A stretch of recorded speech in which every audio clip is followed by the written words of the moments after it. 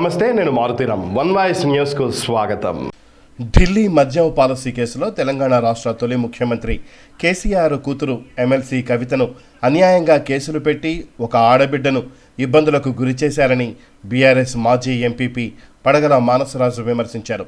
MLC కవితకు bail మంజూరు కావడంతో తంగళ్లపల్లి పట్టణంలో బీఆర్ఎస్ నేతలు బాణాసంచా పేల్చి మిఠాయిలు తినిపించుకొని సంబరాలు జరుపుకున్నారు.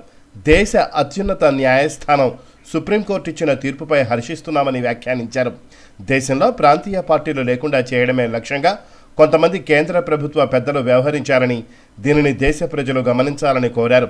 కేంద్ర ప్రభుత్వ సంస్థలు ఈడీ ఎమ్మెల్సీ కవితపై పెట్టిన కేసులు ఆరోపణలుగా మాత్రమే మిగిలిపోయాయని, 100 కోట్లు కానీ ఎలాంటి ఆస్తులను రికవరీ చేయలేకపోయారని విమర్శించారు.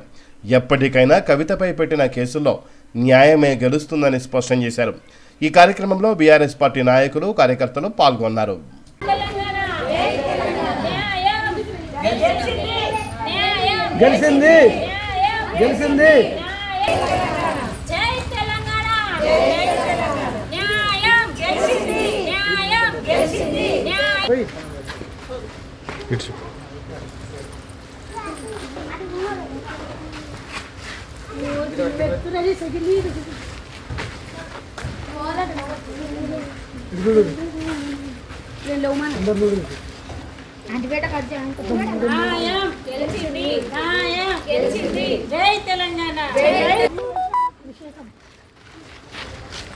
పాటకలు మాకింది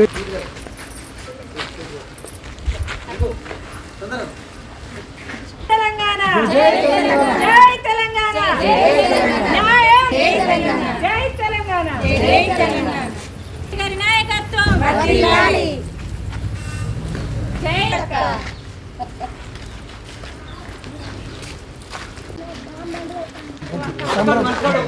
సంతోషంగా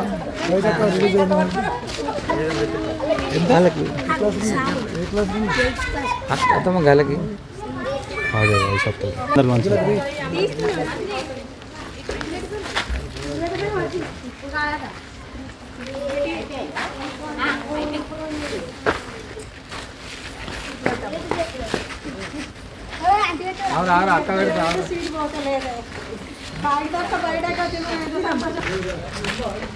అజ్జి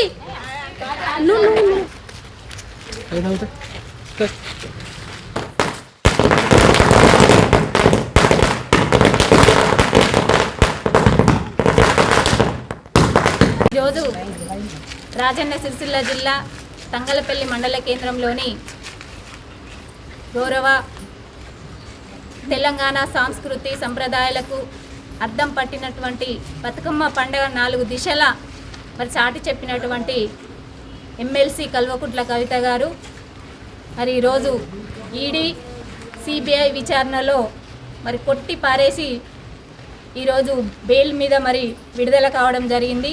అందుకు గాను పాలాభిషేకము, నీటి పంపిణీ, మరి పటాకులు కూడా పేల్చుకోవడం జరుగుతుంది మా మహిళల. ఎందుకంటే ఒక రాజకీయ కుట్రల ద్వారానే మరి కవితక్కను జైల్లో వేయడం జరిగింది.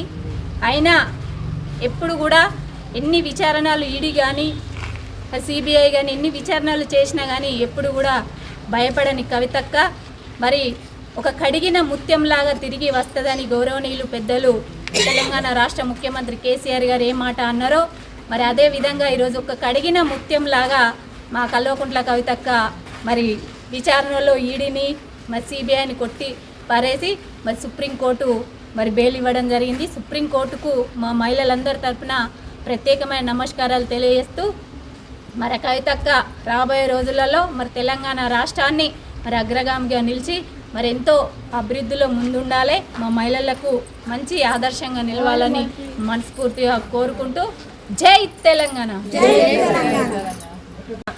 రాష్ట్ర ఆడబిడ్డ మరి ఎమ్మెల్సీ కవిత గారు మరి సుప్రీంకోర్టులో మరి కవిత ఎలాంటి ఇది లేకుండా మరి కడిగిన ముత్యంలాగా మరి సుప్రీంకోర్టు తీర్పు ఇవ్వడం జరిగింది. ఆ రోజే కవిత కూడా చెప్పడం జరిగింది, నేను కూడా ఏ తప్పు చేయలేను, నేను మంచిగానే వస్తా, మరి మనకి ఇవేం కొత్త కాదు, తెలంగాణ రాష్ట్రంలో తెలంగాణ కోసం అనేక రకాల పోరాడినము, ధర్నాలు చేసినామో అప్పుడు కూడా మనము జైలుకు పోయినాము, అరెస్ట్ అయినాము, అన్ని రకాల మనము అనుభవించిన వాళ్ళమే. తెలంగాణ కోసం ఎంత కష్టపడ్డాం మనము. ఇదొక లెక్కన నేను కూడా మరి నన్ను ఏదో అక్రమంగా చూడలేక ఓరో బుద్ధి కాక మరి కేసీఆర్ గారిని బదనం చేయాలి, కేటీఆర్ గారిని బదనం చేయాలి. తెలంగాణ రాష్ట్రంలో మరి ఇంత మంచి పేరున్న కేసీఆర్ గారికి మరి ఇదొకటి ఇట్లా ఇబ్బంది పెట్టాలని కుట్రతోని ఇబ్బంది పెట్టిరు కాబట్టి మరి ఆ రోజే కవిత గారు కూడా చెప్పడం జరిగింది, కడిగిన ముత్యంలాగా నేను వస్తా, ఏ తప్పు చేయలేదన్నారు.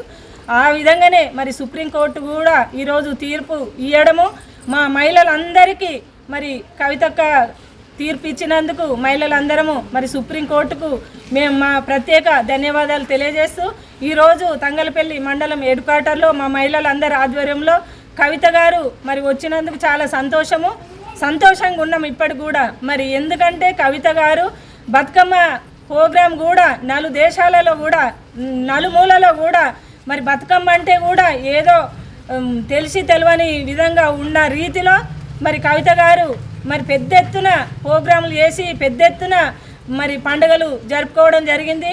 రాష్ట్ర నలుమూలలో కూడా కవిత గారు అంటే బతుకమ్మ అంటే కవిత గారు అనే విధంగా మరి మంచి పేరు తెచ్చిన మన తెలంగాణ ఆడబిడ్డ మన కవిత గారు కాబట్టి మరి వేరే దేశాలలో కూడా మరి కవిత గారు మరి బతుకమ్మ ప్రోగ్రాములు చేస్తుంటే మరి చూడలేక కండ్లు లేని కబోదుల్లాగా మరి ఆమెను ఒక హింసించుడు, ఒక బాధ పెట్టుడు, ఒక మహిళని చూడకుండా కూడా అనేక రకంగా బాధ పెట్టిండ్రు. అవన్నిటి కూడా ఓర్చుకొని మరి ఒక ధైర్యవంతురాలుగా, ఒక గుణవంతురాలుగా, ఒక బుద్ధిమంతురాలుగా మరి ఈరోజు విడుదలై రావడం మా అందరికి కూడా చాలా సంతోషము.